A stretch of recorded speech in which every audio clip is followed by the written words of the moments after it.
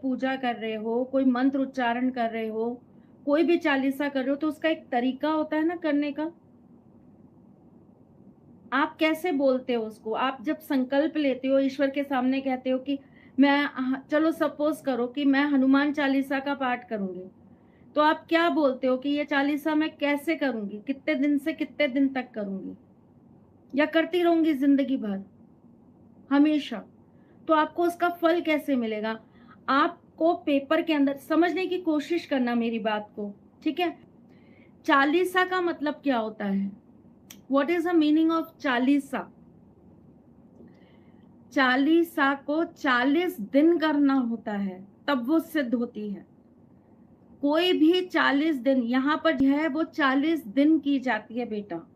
और 40 दिन के बाद आप जिसकी भी चालीसा कर रहे हैं, जैसे आपने हनुमान जी की चालीसा की है, तो आप हनुमान जी के मंदिर में जाकर उनकी फेवरेट चीजें उन्हें दे दीजिए, उन्हें भेंट कर दीजिए, उन्हें खिला दीजिए, उन्हें पिला दीजिए। जैसे कि हनुमान जी को सबसे ज्यादा क्या प्रिय है? सिंदूर, चमेली का तेल, लड्डू, तुलसी की माला, पान का बीड़ा।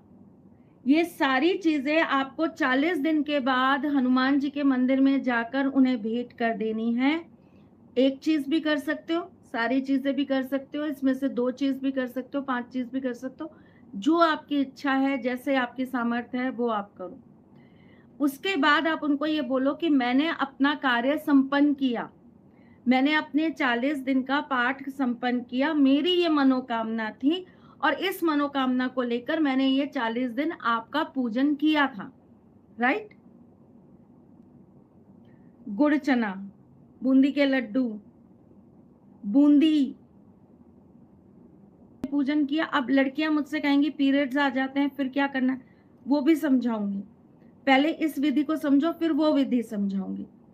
40 दिन आपने उस चीज को पूरा किया, उसके बाद आपने जाकर अपनी भेंट समर्पित कर दी, अपने मन की मनवांछित इच्छा प्रभु के सामने रख दी कि मेरी ये इच्छा थी, मेरे मन में ये बात थी, मैंने आपका पाठ किया, आप मुझे आशीर्वाद दीजिए, मुझे ये आशीर्वाद आपका जल्द प्राप्त हो, ठीक है? उसके बाद आपको कम से कम 15 दिन या 1.5 महीना उस चीज का वेट करना है कि वो चीज आपकी पूरी हो रही है या नहीं हो रही है। 15 दिन या तो आप गैप दोगे या आप 1.5 महीना 3 पहर का आप वेट करोगे, मतलब 3 पहर मतलब 1 हफ्ते ऐसे, ठीक है? तो आपको 15 दिन या तो वेट करना है, ठीक है, या आपको 1.5 महीना वेट करना है। अब आपने जब 1.5 महीना वेट कर लिया, 15-15 दिन का एक एक चरण आपने वेट कर लिया, जब आपने 1.5 महीना वेट कर लिया, उसके बाद आप उसको दोबारा पुनः चालू कर लो, वापस से पढ़ना चालू कर दो। पर ये गैप देना बहुत जरूरी है।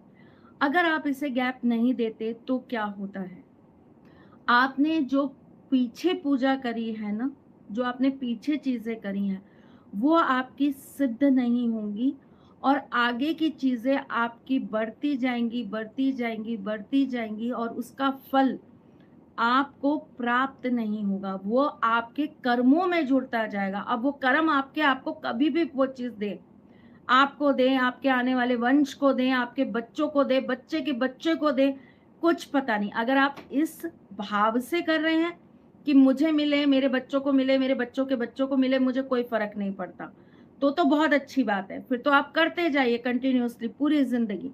लेकिन अगर आप ये चाहते हैं कि आप जो कर रहे हैं उसका फल आपको मिले, आपकी मनवांछित इच्छा आपके हिसाब से पूर्ण हो जाए, अगर आपके मन में कहीं भी ऐसे भाव हैं, तो एक निश्चित समय पर जाकर 40 दिन के बाद जाकर आप इस चीज को संपन्न कर दीजिए और उसके बाद इसे आप 15 दिन के बाद या 1.5 महीने के बाद दोबारा पुनः चालू करिए, ठीक? आपने जो भी सोचा है ना, आपका वो कार्य जरूर सिद्ध होगा। एक चीज। अब आप दूसरी चीज समझिए, आप कोई भी मंत्र कर रहे हैं तो आपको उस मंत्र को या तो एक निश्चित संख्या में उठाना पड़ेगा। 51,000 उठा लिया, 7,000 उठा लिया, 11,000 उठा लिया, 1,500 उठा लिया, 2,500 उठा लिया, जैसे आपकी इच्छा है वैसे उठाइए। लाखों में भी उठा सकते हैं, पर उसका कोई फिर समय तय मत करिएगा। जब पूर्ण होगा तब पूर्ण हो जाएगा। मैं 2.5 लाख करूंगी और उसको लिखते रहिए, आज इतने करे, आज इतने करे, आज इतने करे। अब विनीता ने यहाँ पे जो गलती करी वो गलती आप मत करिएगा। वो हफ्ते में रोज 1 दिन कर रही हैं और मंगलवार शनिवार 7 दिन कर रही हैं। कभी भी कोई भी पूजा का क्रम आप कभी भी बढ़ा के घटा नहीं सकते। ये मैं आपको बहुत बार बता चुकी हूँ विनीता, फिर भी तुम गलती कर रही हो, बहुत गलत कर रही हो। कभी भी कोई पूजा आप घटते क्रम में नहीं ले जा सकते, बढ़ते क्रम में ले जाएंगे। 1 कर रहे हैं तो 1 से 2 कर लीजिए, 2 से 1 नहीं होगा। अगर आपने 7 मंगलवार को चालू करा है करना, 7 पाठ मंगलवार को कर रहे हैं, तो बुधवार को 1 नहीं कर पाओगे मेरी जान, बुधवार को भी 7 करने पड़ेंगे। आप जो भी काम कर रहे हो उसे एक निश्चित संख्या में ले लो, नंबर्स में ले लो। मैं 11 हनुमान चालीसा करूंगी 1 हफ्ते के अंदर, मैं 15 दिन के अंदर 108 हनुमान चालीसा का पाठ करूंगी। उसको डिवाइड करो। अब आप मेरी बात समझ गए? एक चीज समझनी है, जब आप कोई मंत्र कर रहे हैं ना, तो उसकी भी आपको एक निश्चित संख्या रखनी पड़ेगी, और जिस चीज का आप मंत्र कर रहे हैं उस निश्चित संख्या के बाद आपको उसका दशांश हवन करना पड़ेगा, वरना वो चीज पूर्ण नहीं है। हवन करने के बाद उसके नियमित कुछ सामग्रियां होती है, कुछ चीजें होती हैं, कुछ आपको चीजें दान करनी होती है। जैसे ब्राह्मणों का दान होता है, जैसे कि गौ का दान होता है, जैसे कि गौशाला का दान होता है, जैसे कि पशु पक्षियों का दान होता है। इनके नियमित आपको चीजें दान करनी पड़ेंगी, वरना वो चीज आपकी सिद्ध नहीं होगी। केवल ये नहीं होता कि हमने मंत्र कर लिए कर लिए कर लिए कर लिए, प्रभु हमको उसका रिजल्ट दे देंगे, नहीं।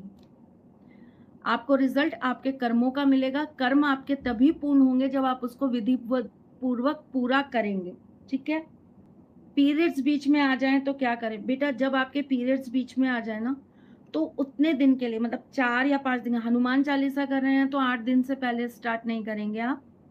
शिव चालीसा कर रहे हैं तो 7 दिन से पहले स्टार्ट नहीं करेंगे। दुर्गा चालीसा कर रहे हैं तो 4थे दिन के बाद आप कर सकते हैं। गणेश चालीसा, कृष्ण चालीसा, राधा चालीसा 5वें दिन के बाद स्टार्ट कर सकते हैं।